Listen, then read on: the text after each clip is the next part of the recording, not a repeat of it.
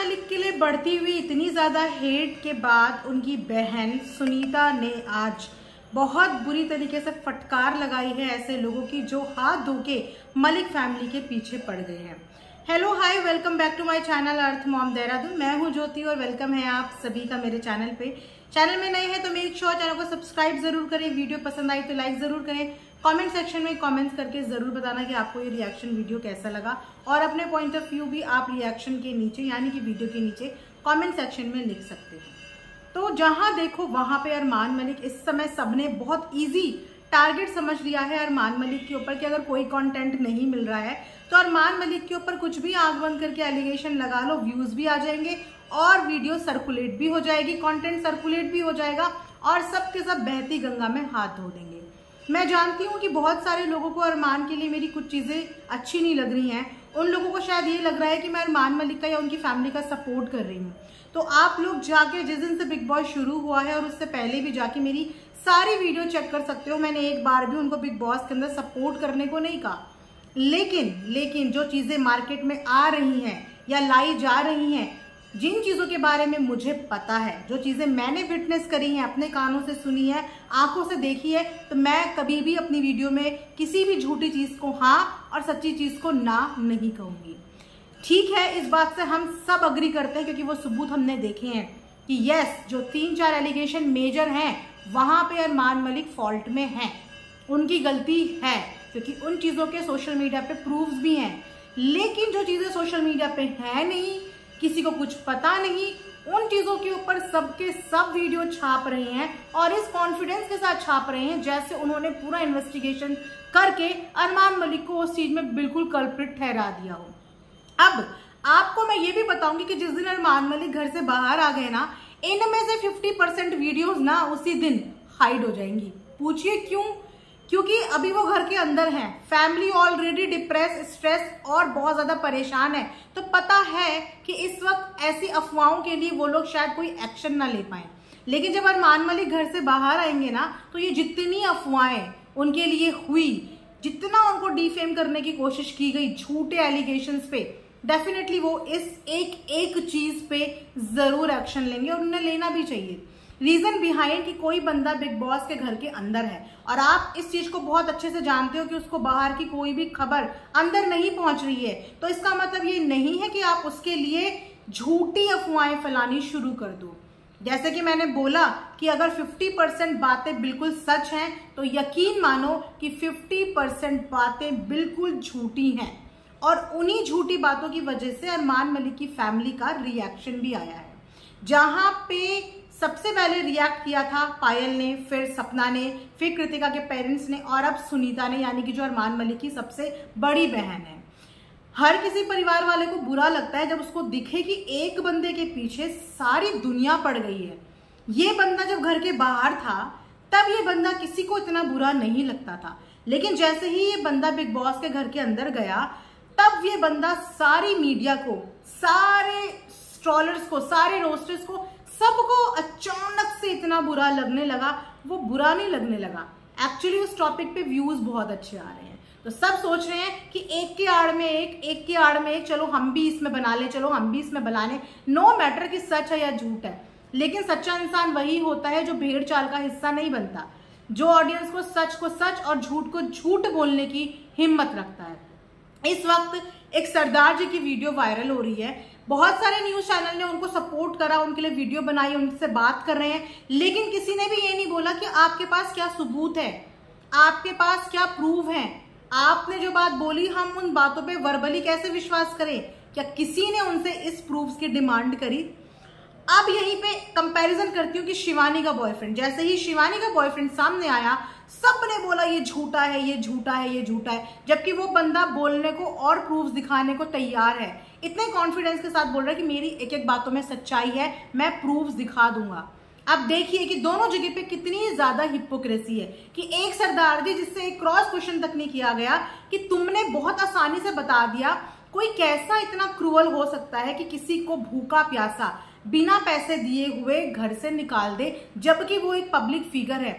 हर किसी इंसान को अपनी बेइज्जती का फिक्र होता है कि अगर मैंने किसी के साथ ऐसा किया तो वो बंदा मेरे खिलाफ बोल सकता है। मैं सोशल मीडिया पे हूं, मेरे लिए बोल सकता है। अब अगर 40 में से 40 बंदों की टीम में से 1-2 बंदे गलत निकल गए या 1-2 बंदे के साथ गलत हुआ, तो बाकी के जो बंदे हैं वो कैसे अरमान मलिक के साथ काम कर रहे हैं? वो 40 लोग भी किसी घर से आते होंगे, वो 40 लोग को भी सैलरी मिलती होगी, तो वो लोग कैसे अरमान की टीम का हिस्सा बने हुए हैं और कैसे ये एक बंदा जो है इसके साथ इतना ज्यादा अत्याचार हो गया? तो यहाँ पे ना इस वक्त बस खबरें जो उठाई जा रही हैं, एक बात मैं आपको बताती हूँ, किसी भी चैनल के पास ना कोई भी पुख्ता सबूत नहीं है। अभी मैं देख रही थी कि 80 लाख का क्या कर दिया, कुछ धोखाधड़ी कर दी कृतिका और अरमान ने, 80 लाख की धोखाधड़ी कर दी। उससे पहले भी एक एलिगेशन लग रहा था और उससे पहले भी लग रहा था। ये सारे एलिगेशन मैंने खुद के विटनेस करे हुए हैं। मैंने आज वो वीडियोस आज से 2 साल पहले वो वीडियोस बनाई थी। किस बहकावे में बनाई थी मैं वो भी आपको बताती हूँ। आज से 1.5-2 साल पहले एक लाइव चला करती थी, जिस लाइव में बहुत सारे किरदार आते थे। आए दिन एक नया किरदार आता था जो अरमान मलिक की पोल खोलने के लिए स्पेशली ढूंढते ढूंढते उस 18 से 20 हजार सब्सक्राइबर के चैनल में आता था। सोचिए, यूट्यूब की इतनी भीड़ में उसको उस चैनल का एड्रेस भी मिल जाता था और उस चैनल पे आके अरमान मलिक को एक्सपोज भी कर देता था। पूरी कहानी सुनिए, और मेरे ख्याल से बहुत सारे लोग मेरे जैसे और भी विटनेस हैं, बट मुझे नहीं पता कि अब वो भेड़ चाल का हिस्सा क्यों बन रहे हैं या अब वो बहती गंगा में हाथ क्यों धो रहे हैं, क्योंकि उस वक्त ऑलमोस्ट सभी ने इस वाले लाइफ की बहुत सारी चीजों को भी कवर किया था। लेकिन मैं यहाँ पे झूठ नहीं बोलूंगी, मुझे पता है कि मेरी इस वीडियो के बाद मुझे बहुत सारे लोग क्रिटिसाइज भी करने वाले हैं। ठीक है, मैं मानती हूँ कि अरमान ने 2 शादियां करी, विच इज वेरी रॉन्ग। इस चीज को मैं अप्रिशिएट नहीं करती। मैं मानती हूँ कि अरमान ने विशाल को थप्पड़ मार के सही नहीं किया, इस चीज को मैं बिल्कुल अप्रिशिएट नहीं करती। मैं मानती हूँ कि अरमान के ऊपर जो सबसे मेजर एलिगेशन है एक बच्ची का, वो निहायत ही बहुत ही घटिया, बहुत ही गलीज हरकत है, जिसके लिए शायद अरमान मलिक को कोई भी माफ ना करे तो सही है। लेकिन ये तीनों एलिगेशन के अलावा मैं और जो नए नए एलिगेशन रोज रह रहे, ठीक है, एक इंसान ने 4 गलतियां करी है, पर इसका मतलब ये थोड़ी है कि आपके मन में जो गलती आए आप उस इंसान पे थोप देंगे। नहीं, 4 गलतियां उसने करी है तो 4 गलतियां आपको ऐड करने का कोई हक नहीं बनता कि आप 4 गलतियां और उसके ऊपर ऐड कर दो। ये चीजें गलत है और इस चीज में बहुत सारी जनता को तो पता ही नहीं है, क्योंकि बहुत सारे लोगों को तो बिग बॉस में देखने के बाद उनके बारे में पता चला। लेकिन एज अ रिएक्शन चैनल मैं 1.5-2 साल से इनके ऊपर रिएक्शन देती हूँ। ये बच्ची वाला कांड हो गया, ये 2 शादी वाला कांड हो गया, ये सारे टॉपिक्स मैंने अपनी आज से 1.5-2 साल वाली वीडियोस में कवर करी हैं। लेकिन मेरी आंख उस दिन खुली कि जिस लाइव को हम एविडेंस समझते थे कि ये लाइव बहुत ही सच्चाई पे बेस्ड है, उसी लाइव के खुद पैनलिस्ट ने जब उस लाइव को एक्सपोज किया और उस लाइव में आने वाले एक एक कैरेक्टर को एक्सपोज किया ना, तब आंखों से पर्दा हट चुका था कि ये लाइव पूरा एक प्रोपेगेंडा था, जहां पे सिर्फ झूठे कैरेक्टर्स पेश किए गए थे। वहां पे आया हुआ एक भी कैरेक्टर जेन्युइन नहीं था, जो कि आए और 4 दिन के बाद विलुप्त हो गए। आज तक उनका कोई अता पता नहीं है। उस लाइव में मकान मालिक भी आए अरमान के, जो हैदराबाद थे, दिल्ली थे। सोचिए कि इतने बड़े यूट्यूब में मकान मालिक को कोई न्यूज चैनल नहीं मिला। अगर अरमान को एक्सपोज करना था, डायरेक्ट न्यूज चैनल पे अप्रोच करते, वहां से अप्रोच करते, वहां से एक्सपोज करते अरमान को, अपनी खुद की वीडियो बनाते, एक्सपोज करते। लेकिन सबने वो 18-20 हजार के सब्सक्राइबर की लाइव को चुना, क्योंकि वहां पे सिर्फ रोज एक कैरेक्टर पेश किया जा रहा था। अब मुझे नहीं पता कि वहां पे क्या रीजन थे उन सब चीजों के, लेकिन उस लाइव का भांडा फोड़ भी एंड में हो गया था। उस लाइव में तो एक ऐसा कैरेक्टर तक लाया गया था जिसने ये क्लेम किया था कि वो तो अरमान के पड़ोसी है। अरमान के घर के अंदर की सारी बातें वो पड़ोसी बताया करता था उस लाइव में। कृतिका और पायल के रिलेशनशिप के लिए बताया करता था, जैसे कि उन्होंने उसके घर के अंदर दूरबीन लगाया है। और बाद में उसी लाइव के पैनलिस्ट ने उसी कैरेक्टर को एक्सपोज कर दिया था कि ये सब इस लाइफ में झूठे कैरेक्टर्स लाए जाते थे अरमान मलिक के लिए। और आज वो चैनल भी यूट्यूब से गायब है, वो पैनलिस्ट भी पता नहीं कहां कहां होंगे।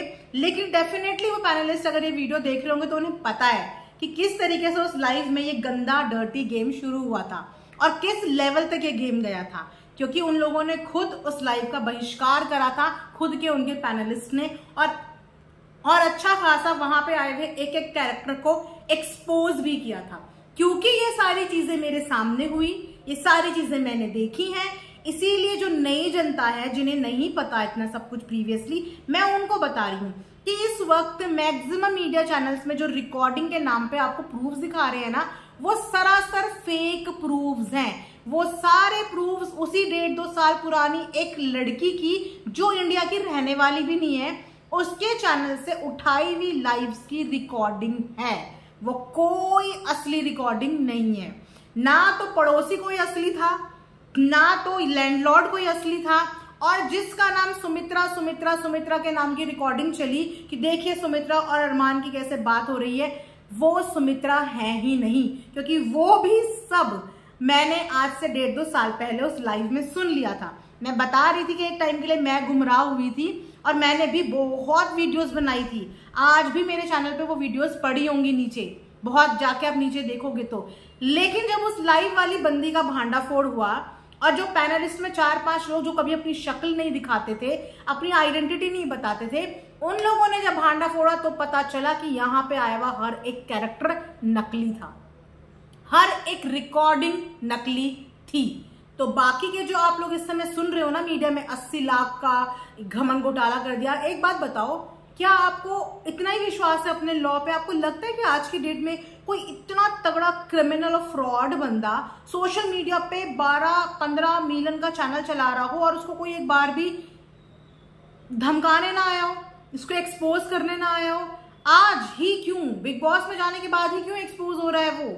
आज ही क्यों उनके लैंडलॉर्ड्स की रिकॉर्डिंग आ रही है? क्योंकि ये रिकॉर्डिंग किसी भी ओरिजिनल लैंडलॉर्ड की नहीं है। ये रिकॉर्डिंग आज से 1.5-2 साल पहले पर्टिकुलरली कैरेक्टर्स बनाए गए थे, उन लोगों की रिकॉर्डिंग है। तो मैं बस जनता से ये बोलूंगी कि मैं मानती हूं कि वो इंसान बहुत ज्यादा गलत है, बुरा है, मुझे भी पर्सनली कोई बहुत ज्यादा पसंद नहीं है। लेकिन जो झूठ है, मैं एज अ रिएक्शन चैनल उस झूठ का कभी भी साथ नहीं दूंगी। सच को झूठ नहीं बोलूंगी, लेकिन झूठ को सच नहीं बोलूंगी। तो इस समय अधिकतर जो 50% न्यूज चल रही है अरमान मलिक के लिए, वो सरासर फेक न्यूज है।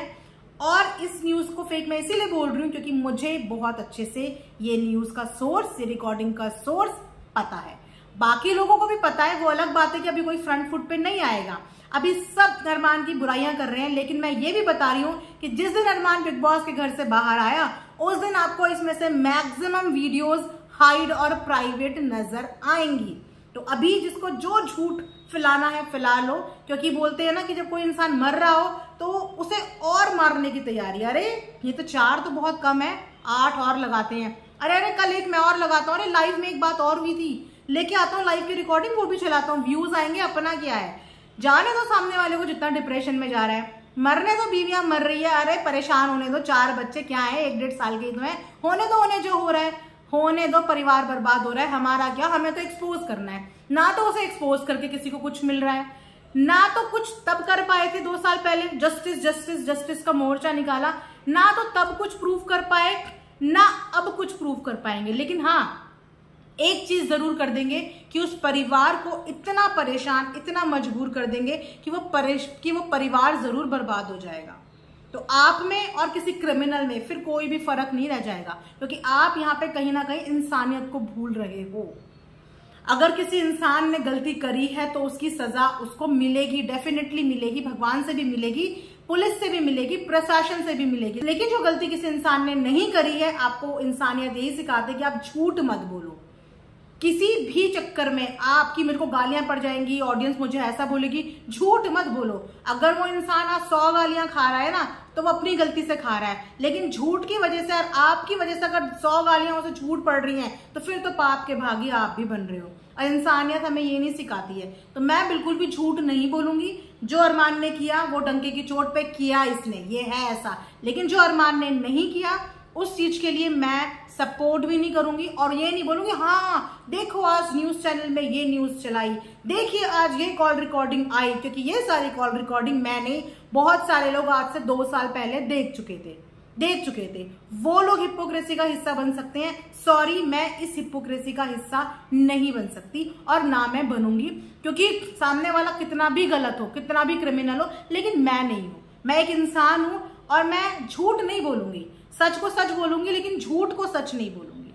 तो आज अरमान की बहन ने भी बहुत ज्यादा एग्रेसिव मोड में चीजें बोली, क्योंकि परिवार के लोग कितना सब्र करेंगे।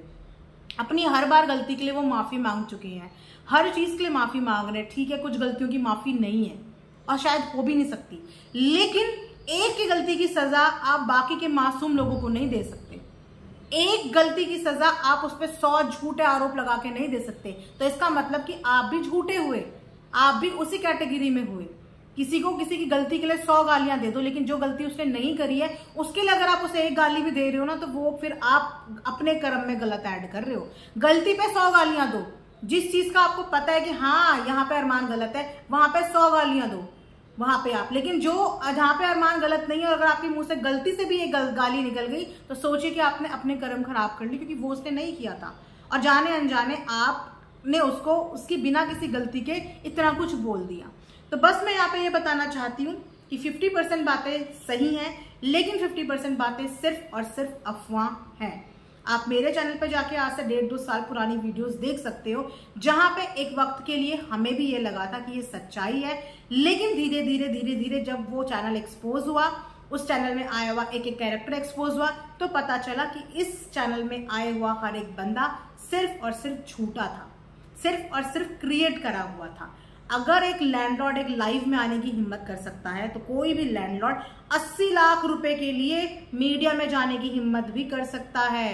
80 लाख रुपए कोई छोटी मोटी रकम नहीं होती। यहाँ इंसान 8,000 के लिए मार काट कर ले, 80 लाख का ब्लंडर करने के बाद अगर वो लैंडलॉर्ड चुपचाप घर पे बैठा है और सिर्फ उसकी आवाजें वायरल हो रही हैं, वो भी 1.5-2 साल पुरानी लाइव से उठाई हुई, तो सोच लीजिए ना कि कितना गंदा गेम खेला जा रहा है, कितना गंदा गेम खेला जा रहा है। तो इस गंदे गेम का हिस्सा मुझे नहीं बनना। मैं ऑडियंस को सच बताऊंगी, जो नहीं किया वो नहीं किया, जो किया वो किया, जो किया उसकी सजा मिलनी चाहिए, लेकिन जो नहीं किया उसके लिए गालियां नहीं मिलनी चाहिए। आई होप कि मेरा मैसेज आप लोगों को पहुंच रहा हो। अरमान ने जो गलतियां करी हैं, आप उसके लिए उसको जितना मर्जी क्रिटिसाइज करो, ना मैं रोकूंगी, क्योंकि वो डिजर्व करते हैं। लेकिन जो चीजें नहीं करी हैं, उन अफवाहों में कुछ भी बोलने का हक किसी को भी नहीं होना चाहिए, क्योंकि वो एक झूठा प्रोपेगेंडा उनके अगेंस्ट में रचा हुआ है, जिसके लिए वो बाहर आके बहुत अच्छे से जवाब देंगे, और जवाब देना भी चाहिए, क्योंकि वाकई में अति हुई है, बहुत ज्यादा अति हुई है, जो अति इतनी होनी नहीं चाहिए थी। इस अति की वजह से किसी की जान मान तक बात आ सकती है, इतनी अति हुई है। कोई भी इंसान एक पल के लिए ये नहीं सोच रहा है कि इस वजह से एक हंसता खेलता 7 लोगों का परिवार बर्बाद हो सकता है। इस तरीके की ट्रोलिंग से 7 लोगों का हंसता खेलता परिवार बर्बाद हो सकता है, ये कोई नहीं सोच रहा है। लेकिन अगर सोचोगे ना, तो आप लोगों की खुद थोड़ी सी आप लोगों के अंदर दया आ जाएगी कि कुछ ज्यादा हो रहा है, कुछ नहीं बहुत ज्यादा हो रहा है। सो ये था आज का एक reaction video. Thanks for watching earth Mom Dehradun.